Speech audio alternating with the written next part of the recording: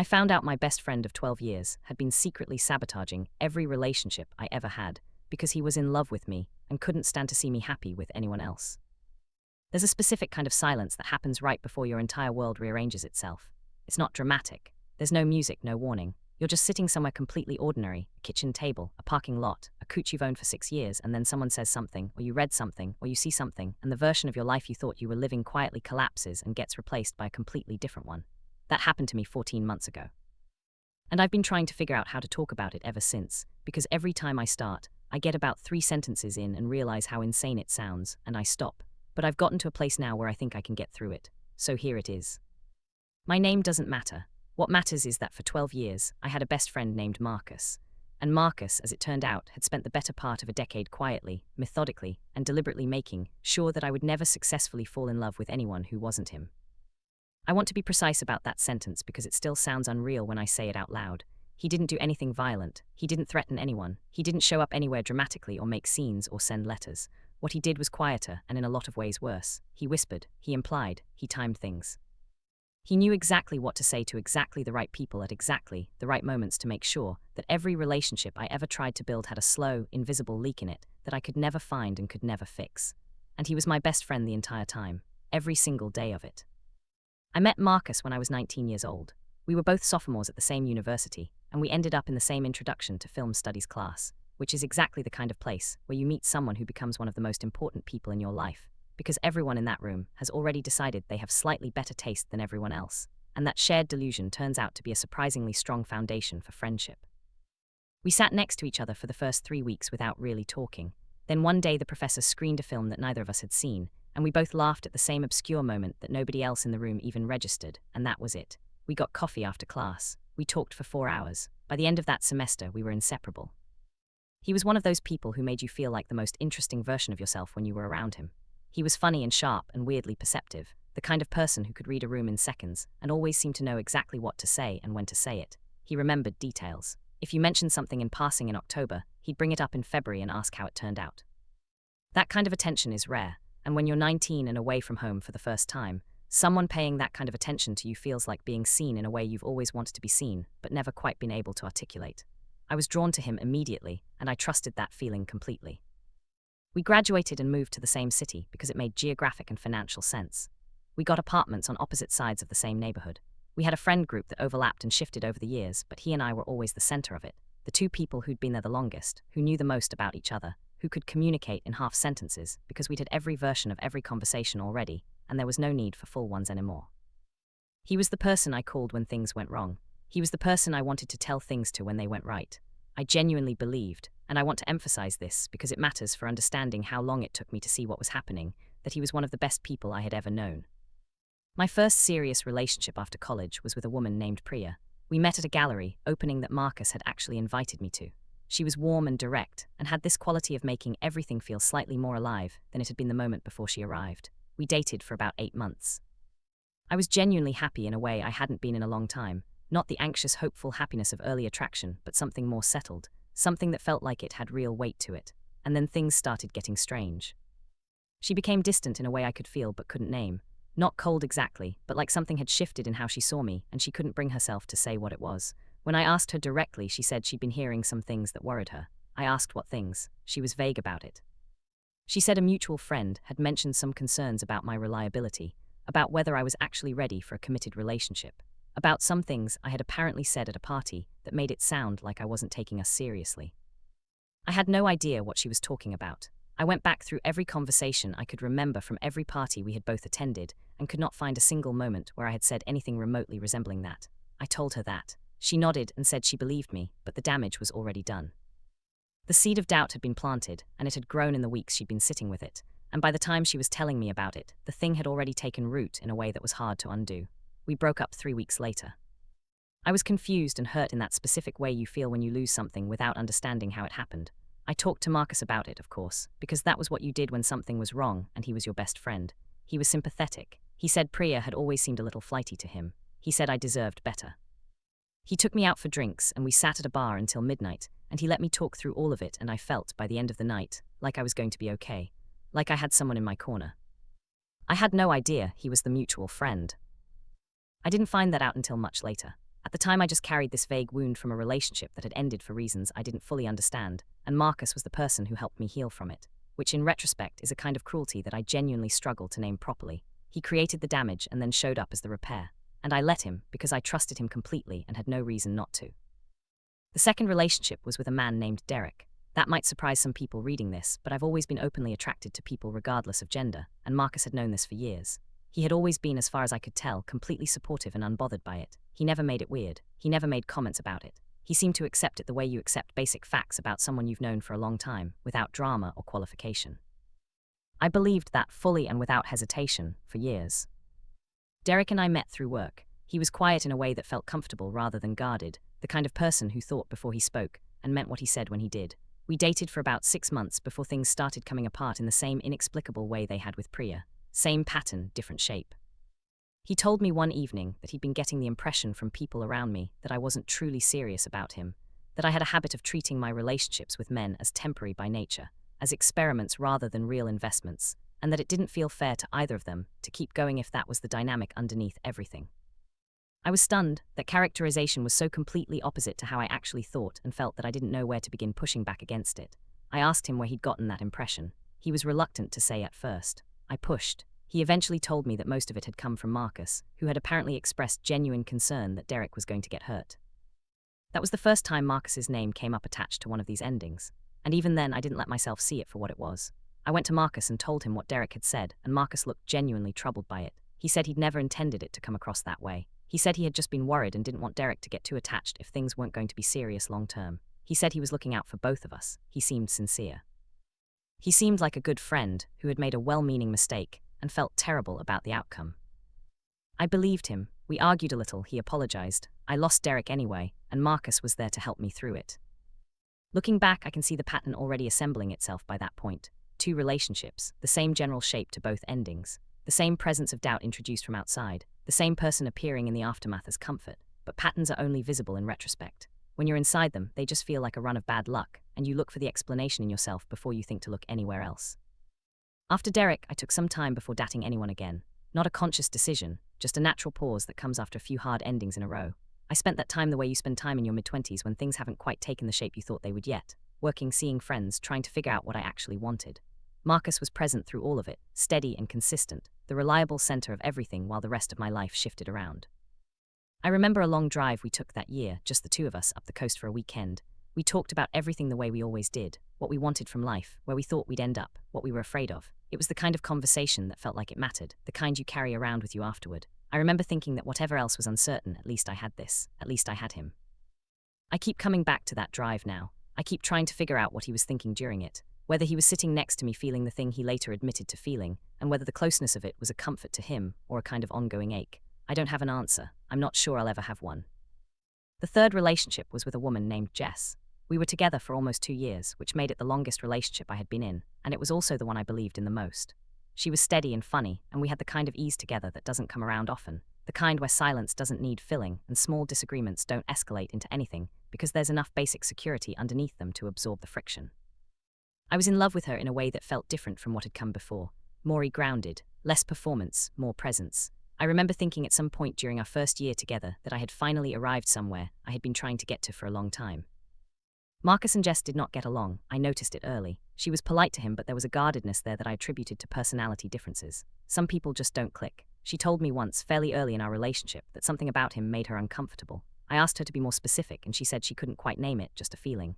I told her he was my best friend and asked her to give him a chance. She said she would try. For a while things seemed manageable. They coexisted at group dinners and parties. Marcus was charming to her face the way he was charming to everyone, and she was gracious if not warm, and I told myself it was fine and that they didn't have to be close, they just had to be okay. And then, in the second year of our relationship, things started falling apart in a way that felt more serious than anything before it, and the quality of the deterioration was different this time, because the relationship itself had been more solid, and watching something more solid come apart is harder and more disorienting than losing something that was always a little fragile.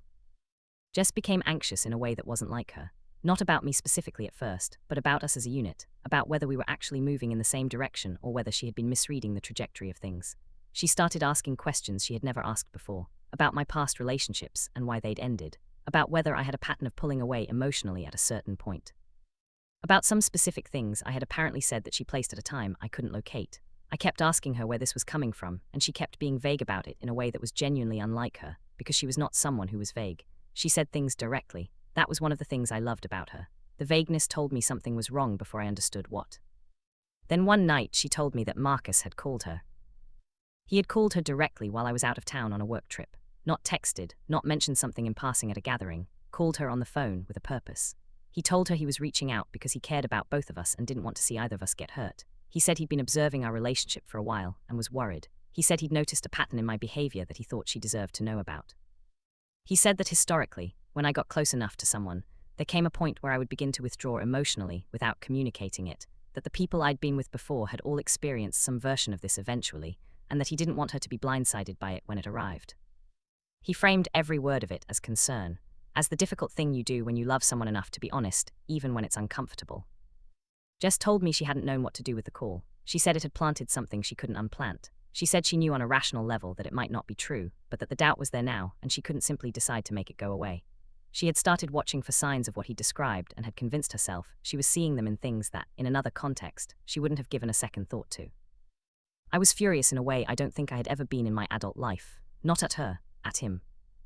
Because this time there was no ambiguity. This time it wasn't a second-hand account that could be interpreted charitably or a misunderstanding that had grown in the retelling. This time Marcus had directly, deliberately, and intentionally called the woman I was in love with and said things carefully designed to make her doubt me. He had done it while I was away, when I wasn't there to know about it or respond to it in real time. He had waited for the right moment. He had thought it through. I went to him the day I got back from that trip. I didn't call ahead. I drove to his apartment and knocked on his door, and when he opened it, I told him exactly what Jess had told me, standing in his doorway, not even waiting to come inside first. He stepped back and let me in, and we sat in his living room, and I laid it out clearly. What she had told me, what he had said, the fact that he had called her while I was away, the fact that he had done it deliberately. He didn't deny it. That was the first thing that surprised me. I had been prepared for defensiveness, for him to reframe it or minimize it or tell me I was misunderstanding what had happened.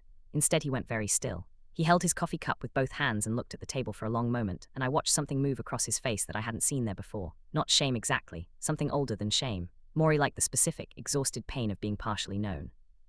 He said he had done it because he was worried about me. He said he didn't want to see me in a long relationship that was going to eventually fail anyway. He said he thought I deserved someone who understood me better. He said he was sorry if it had caused problems, and then he caught himself on the word if and corrected it to since, and that small correction told me more than the apology itself did. He kept it entirely inside the frame of concerned friendship. He said nothing that would have cracked open the actual truth underneath, and I was angry enough in that moment that I didn't press past the surface.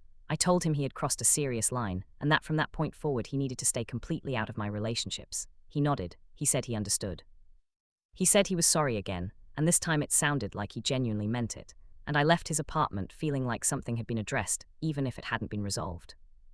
Jess and I tried to work through it. We were both willing to try, and for a while the willingness felt like enough. But the doubt had done what doubt does when it gets enough time and silence to develop in. It had become structural. It had gotten into the foundations of how she experienced us, and every time something small happened, something that in a healthier moment she would have let go without a second thought, she would feel it land differently than it would have before that phone call. We lasted another 9 months. The ending wasn't explosive. It was the slow, grinding kind, the kind where you can both see what's happening and neither of you can stop it. And when it finally happened, it felt less like a decision than like the conclusion of something that had been concluding for a long time. That ending hurt more than any of the others, not just because of how much I had believed in what we had, but because of the specific knowledge that it hadn't failed entirely on its own terms. It had been helped along. Someone had put their hands on it from the outside, and I had watched it come apart and not understood why, and the not understanding had been its own particular damage on top of the loss itself. After Jess, I didn't date anyone for over a year. I told myself I needed time, and that was true, but it was also true that something in me had gotten exhausted in a way that went beyond normal heartbreak. There was a cumulative weight to it that I couldn't account for and didn't examine too closely. 3 relationships with the same general shape to their endings. 3 times where the other person had started pulling back for reasons I couldn't locate. 3 times where I had found myself going back through everything I had said and done, trying to identify the moment where I had failed, trying to find the thing in myself that kept producing this outcome. Marcus was present through all of it, that year of not dating, that slow recovery from something I couldn't name. He was the steady constant, the person who was always there when other people came and went, and I leaned on that without questioning it because it felt like the one reliable thing in a period where other things had been unreliable. I didn't understand yet that the reliability was part of the design. The moment that broke everything open happened at an engagement party in July. A mutual friend named Carla was getting engaged, and most of our group was there at a rooftop bar on a warm night with good food, and that particular atmosphere that settles over celebrations where everyone feels slightly more generous than usual. I was happy for her in a genuine way, and the night felt easy for the first time in a while. At some point, I ended up talking to a woman named Sophie on one side of the rooftop. She was Carla's friend from a previous job, not someone from our inner circle, someone I had met briefly once or twice without ever having a real conversation with. We started talking, and the conversation was easy in a way that surprised me, the kind where you stop tracking time because you're not thinking about anything outside the exchange itself. We talked for almost an hour. I gave her my number before the night ended. Marcus was there that night. I registered him at various points the way you register a familiar presence in a room, without paying particular attention to it. I didn't think anything of the fact that he was watching when Sophie and I were talking. Why would I? Sophie texted me 2 days later. We made plans for coffee. The coffee was better than good, and we made plans to see each other again, and I was aware, going home that second time, that I was feeling something I hadn't felt in a long time. Not the cautious, hopeful feeling of someone who has been hurt trying carefully to want something again, something more alive than that. I was careful about telling Marcus much about her, not because of any specific suspicion, but just because I wanted to let it breathe for a while without outside input. I told him I'd met someone at Carla's party and that we'd been talking. He asked who. I said her name. He said he'd noticed us talking that night and that she seemed nice. He seemed completely fine about it. The third time Sophie and I spent time together, she mentioned something that stopped me mid-sentence. She said she'd run into Carla the day before and that Carla had seemed strange, like she had something she wanted to say and kept deciding not to. Sophie had pushed a little, and Carla had said she'd heard something from Marcus that she wasn't sure what to do with. Sophie had asked what. Carla had said she didn't want to get in the middle of anything. Something shifted in me when she said that. Not a full realization, not yet, more like a pressure change. The way the air feels different right before a storm arrives, and you can't see the sky yet, but you know. I texted Carla that night. I asked her directly what Marcus had said. There was a long pause before she responded, the kind of pause that tells you more than whatever comes after it. Then she asked if we could talk in person. We met for lunch 2 days later, and what Carla told me at that lunch was the beginning of the unraveling of the version of my life I thought I had been living. She told me Marcus had called her the day after the engagement party. He had told her he was worried about Sophie getting involved with me because of my history with relationships. He had told her that every significant relationship I'd had in my adult life had ended because I eventually checked out emotionally, and that the people I'd been with had consistently described me as someone incapable of real long-term commitment. He had asked Carla, as Sophie's friend, whether she thought it was fair to let Sophie walk into that without knowing what she was getting into. Carla said she hadn't said anything to Sophie yet because something about the conversation had felt off to her, though she hadn't been able to name exactly what. She liked Marcus and had always trusted him, and the things he was saying had sounded genuinely concerned rather than malicious, but sitting with it had left her uneasy in a way she couldn't resolve. I sat across from her and felt the ground tilt slightly beneath me. Not the immediate, violent disorientation of a sudden shock, but the slower, more nauseating kind that comes with realizing something has been wrong for a long time, and you are only now becoming aware of it. I asked Carla if Marcus had ever done this before, if he had ever reached out to her or anyone else about my previous relationships. She was quiet for a moment, and then she said yes. She said it had happened before, that there had been conversations over the years, things Marcus had said about my relationships and about me as a partner, things she had absorbed and never questioned because they had come from someone she trusted speaking about someone she also trusted, and there had been no reason at the time to hold them up to any particular scrutiny. But now that I was asking directly, she was looking back at those conversations through a different lens, and what she was seeing was making her uncomfortable. She walked me through it over the next hour, a dinner party where Marcus had told a small group that Priya had been putting pressure on me that I wasn't ready for, a night out where he had described Derek and me as fundamentally incompatible and said he was surprised it had lasted as long as it had. A conversation she had personally had with him during my relationship with Jess where he had described me as someone who loved the beginning of relationships, but had what he called a documented inability to maintain depth over time. Documented. He had used that word, like there was a case file somewhere, like he had been building evidence. As she talked, I felt the pattern assembling itself with a clarity that made my chest tight. All these separate moments, each one isolated and small enough to be explained away on its own, clicking together into a single continuous thing. A campaign. Not planned in the way a strategy is planned, maybe, but consistent in a way that could not be accidental. One person, in possession of complete trust and complete access, using both to quietly take apart every relationship I tried to build, and then being present in the wreckage each time, reliable and warm, the one constant in a life where nothing romantic ever lasted. I paid for lunch and drove home and sat in my apartment for a very long time. Outside the window, the city moved the way it always moves, indifferent and continuous, and I sat still inside it trying to absorb what I had just learned. I called Sophie and postponed the plans we had made. She was gracious about it and didn't press for an explanation. I sat with my phone in my hand for a long time afterward, turning the information over, looking at it from different angles, trying to find the version of it that was less than what it obviously was. There wasn't one. I spent 3 days after that lunch reaching out to people quietly. Old mutual friends, people who had drifted to the edges of our group over the years, a couple of people who had been closer to my exes than to me. I was careful about how I approached it. I didn't go in with accusations. I didn't present what I already knew and ask people to confirm it. I just asked questions. I asked if they remembered any conversations with Marcus about my relationships. I asked if he had ever said anything to them that had given them a particular impression of me as a partner. I kept it open, and I listened to what came back. Most people didn't have much. The majority of the people I reached out to either didn't remember anything specific, or had only the vague general impression of me that comes from knowing someone at a distance for years. But a few people said things that filled in gaps I hadn't even known were there, and what those conversations added to what Carla had already told me changed the shape of what I was looking at from something I could still half explain away to something I absolutely could not. A man named Joel, who had been close to Derek during the time we were together, told me that Marcus had called him at some point during my relationship with Derek. Joel had found the call a little strange at the time, but hadn't thought too hard about it afterward. Marcus had told him that he was worried Derek was falling too hard for someone who wasn't going to be able to give him what he deserved. He had told Joel that I had a history of treating my relationships with men as fundamentally less serious than my relationships with women, not out of malice, but out of a kind of ingrained prioritization that I had never really examined. He had framed it as something Joel deserved to know as Derek's friend, so that Joel could look out for him. Joel had taken it at face value, and had said something to Derek that he had thought was protective, and that had instead become one of the pieces of doubt that eventually ended things. Joel said he was sorry. I told him he had nothing to apologize for. He had been handed a lie by someone he trusted and had passed it along in good faith, which is exactly how that kind of thing works. The lie doesn't need the person carrying it to know it's a lie. It just needs a credible source and a willing listener. A woman named Tara, who had been in our friend group years earlier before gradually drifting away, said something that hit differently than everything else I heard during those 3 days.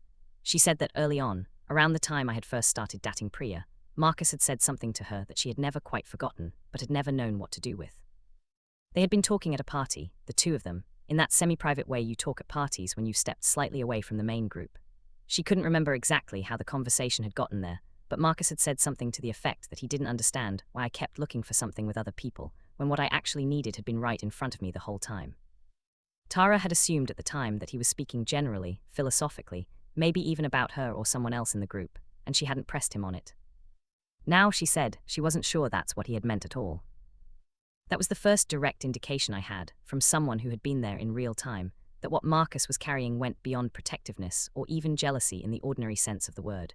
There was a claim being made in what he had said to Tara, a sense of prior ownership, or at least prior entitlement. A belief that he knew what I needed and where my attention should be directed, and that the people I was choosing instead of him were not just wrong choices, but somehow illegitimate ones. By the time I had finished those 3 days of conversations, I was exhausted in a way that had nothing to do with physical tiredness. I had been going back through 12 years of friendship and retroactively translating it, and the translation was slow and disorienting work. Every moment of support after a breakup now had a different quality to it. Every conversation about my romantic life felt, in retrospect, like something being monitored and managed. Every time he had been the steady presence while other people came and went, I now had to ask a different question about what that steadiness actually was and where it came from. I arranged to meet him. I chose a coffee shop we had both been going to for years because I wanted somewhere ordinary, somewhere that didn't announce confrontation from the moment we walked in. I wanted him to be comfortable enough to be honest, or at least honest enough to be useful. He came in looking exactly as he always looked, a little tired around the eyes, carrying his jacket over one arm, ordering his usual without looking at the menu because he had never needed to look at the menu. He sat down across from me, and there was nothing in his face that suggested he knew what was coming. He looked like a person arriving for a normal coffee with someone he'd been having normal coffees with for over a decade. I let him settle, I let him take a sip of his drink, and then I told him what I knew. I did it calmly. I laid it out clearly and specifically, the way you present something when you've had 3 days to organize your thoughts and you want to make sure nothing gets lost in emotion. I named the conversations. I named the people. I told him what Carla had said, what Joel had said, what Tara had said. I described the pattern as I had come to understand it over those 3 days, each piece of it, and I asked him to tell me what was true. He went very still. That's the part I keep returning to when I replay that conversation. Most people, when confronted with something serious, do something visible. They get defensive, or they start to cry, or they begin formulating a counter-argument before you finish speaking. Marcus went still. He held his cup with both hands and looked at the table, and I watched something move across his face that I had never seen there in 12 years. Not shame exactly, though there was some of that. Maury liked the specific, complicated pain of being seen fully by someone for the first time, and knowing that the seeing is irreversible. He didn't deny any of it. He said he didn't know where to start. I told him to start anywhere. He sat with that for another long moment, and then he began to talk, and what followed over the next 40 minutes was not a confession in the clean, dramatic sense. It was more like watching someone try to explain something to themselves at the same time they were explaining it to me, like the act of saying it out loud was forcing him to look at it directly in a way he had been avoiding for a very long time. He said he had never had a plan. He was specific about that, and I believed him, because a plan would have required a level of conscious acknowledgement of what he was doing that I don't think he had been capable of. What he had instead was a feeling that had started sometime in our early years together and had never gone away, had only deepened and become more integrated into how he experienced everything, until it was so much a part of his internal landscape that he had stopped being able to see it as something separate from himself. A feeling about me, about us, about the distance between what he had and what he wanted. He said that every time I started a new relationship, something happened to him that he couldn't control and couldn't reason his way out of. He said it was like watching something that should have been his being handed to someone else, and that the feeling was so overwhelming in those early moments that he would find himself doing things to address it before he had fully thought through what he was doing or why. He would reach out to someone. He would say something at a dinner. He would plant something small and specific in a conversation and tell himself he was being a concerned friend, and by the time he was telling himself that story he believed it, at least partially, at least enough to keep going. He said he had never let himself fully look at what he was actually doing. He said that was not an excuse. He said it more than once. He said he was sorry. He said it multiple times over the course of that conversation, and each time he said it, I believed that he meant it, which was its own complicated thing to sit with, because meaning it didn't undo any of what had happened, meaning it didn't give me back the 2 years with Jess that had been quietly undermined from the inside, meaning it didn't explain to Priya why the version of me she had been told about by a trusted source didn't match the person she had actually been with. Meaning it didn't go back and tell Derek that the thing he had believed about me was a fabrication designed to make him leave. Sincerity in an apology tells you something about the person offering it. It doesn't repair what the person offering it has broken. I asked him one question when he finished. I asked whether, in all of those 12 years, any part of him had ever seriously considered just telling me how he felt, instead of doing what he had done instead. He was quiet for a long time. The coffee shop moved around us, other conversations layering over the silence between us, and he sat with the question in a way that told me he wasn't going to answer it quickly or lightly. Then he said yes. He said there had been specific moments, a few of them spread across the years that he could still remember clearly, early in our friendship, when things were still being established between us and a different kind of honesty might have been possible. Once during a long drive we had taken together up the coast in our mid-20s, a trip I remembered warmly, a trip I had thought of as one of the purest expressions of the friendship, and now I was learning it had been the site of a moment where he had come close to saying something and had pulled back. Once more recently, a moment he named that I recognized, an ordinary evening that I had not registered as significant, and that apparently he had registered as the moment he had been closest to changing everything. He said he had always pulled back. He said part of it was fear of losing what we had, which I understood, which is a human and recognizable thing. But he said there was another part of it that was harder to say out loud, which was that as long as he never said anything, he retained a position in my life that was close enough to what he wanted to feel survivable. If he said something and I didn't feel the same, he would lose both the friendship and the proximity. If he said nothing and kept things as they were, he kept the proximity. And so he had chosen the proximity, over and over, year after year, and had found ways to protect it that he had dressed up as something other than what they were. I sat with what he had said for a long time before I responded. The coffee shop kept moving around us the way places do when something important is happening inside them, completely indifferent to it. Other people laughing at other tables and ordering things, and living their ordinary afternoons. And I was sitting across from someone I had known for 12 years trying to figure out what you say to a person after a conversation like that one. I understood the fear of saying something that might permanently alter a relationship you value. I want to be clear about that because it matters. Unrequited feelings are not a character flaw. Loving someone who doesn't love you back is not something you choose, and not something you should be ashamed of. It is one of the most common and painful human experiences there is, and if Marcus had come to me at any point in those 12 years and told me honestly what he was feeling, I would have handled it with as much care as I was capable of. It would have been uncomfortable and it would have changed things between us, probably significantly, but it would have been honest. It would have been something we could have actually dealt with together, as two people who cared about each other in the open. What he had done instead was not the passive choice of someone staying silent to protect a friendship. It was an active choice, made repeatedly over nearly a decade, to use the trust I had placed in him as a tool for controlling who I was allowed to get close to. Every time he had called someone, every time he had said something at a dinner, every time he had planted a specific doubt in a specific person at a specific moment, he had made a choice. He had weighed what he wanted against what was fair to me, and he had chosen what he wanted, and dressed it up as something else, so he could live with himself afterward. I told him that. I kept my voice level because I wasn't interested in this becoming a scene. I told him that I understood the feelings, and that I had compassion for how hard it must have been to carry them for so long without saying anything. And then I told him that the compassion I had for his feelings did not extend to what he had done with them, because what he had done with them had caused real damage to my actual life, not abstract damage. Specific, traceable, years-long damage to relationships I had genuinely invested in, to my own understanding of myself as a partner, to the confidence I brought into new situations with new people. I told him that for years I had believed something was wrong with me, that I had this pattern of relationships that started well and then developed problems I couldn't identify and couldn't fix, and that the most natural conclusion to draw from a pattern like that was that the common factor was me, that I was the thing going wrong. I had carried that. I had spent time in therapy processing what I assumed was some deep-seated issue with intimacy or commitment. I had taken long breaks from dating because I was exhausted by my own apparent inability to make things work. I had built a whole quiet narrative about myself as someone who was somehow inadequate at love in a way I couldn't fully diagnose. And the answer, it turned out, had been sitting across from me at coffee shops like this one for years, ordering the same drink, wearing the same jacket, saying the same sympathetic things in the aftermath of every ending he had helped engineer. He didn't try to minimize it when I said that. He just nodded. He looked like someone who had finally allowed themselves to see something fully that they had been carefully not seeing for a very long time, and the seeing was not comfortable, but it was real, and I think some part of him was relieved to be done pretending it wasn't true. We sat in silence for a while after that, not the comfortable silence of two people who have known each other long enough not to need to fill space. The other kind, the kind that exists after something has ended and neither person has yet figured out how to stand up and leave. I told him I needed time. I told him I didn't know what came after this and that I wasn't going to make any decisions about it in the middle of a conversation that I was still processing in real time. He said he understood. He said whatever I decided, he would respect it. He said he was sorry one more time, and I believed him one more time, and I stood up and paid for my coffee and walked out. That was 14 months ago. The weeks immediately after that conversation were grief. Not the dramatic, disabling kind, but the steady, low-grade kind that follows you into ordinary moments and sits with you when things get quiet. I was mourning the friendship as I had understood it, which had been one of the foundational things in my life for over a decade. I was mourning the relationships that had been interfered with, and the versions of those stories where I might have been given a fair and undisturbed chance. I was mourning a particular picture of my own history that had turned out to be constructed rather than real, and there is something specifically disorienting about that kind of loss, because you are not just losing the present, you are losing your understanding of the past. There was also something I had not anticipated, which was that I had to go back and examine myself honestly, and ask whether any part of what Marcus had been saying about me over the years was actually true.